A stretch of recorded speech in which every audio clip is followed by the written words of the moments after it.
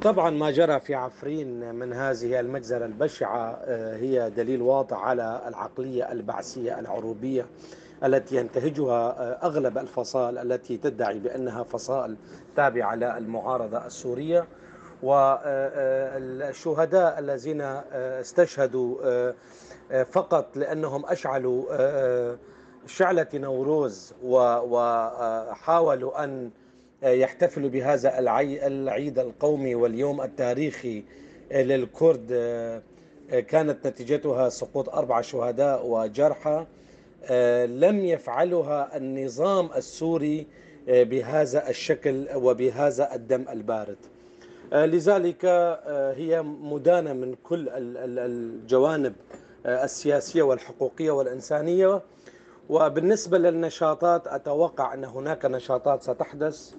مع الأسف هناك ضعف في التنظيم في الخارج.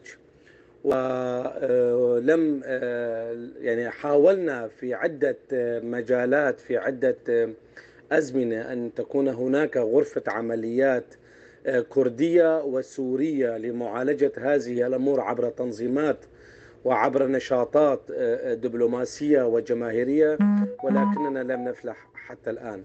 الرحمة لشهدائنا والعار لهؤلاء من يدعون بأنهم بديلون عن الأسد وهم حاملون الثورة السورية، فالثورة السورية بريئة كل البراءة من هؤلاء المجرمين.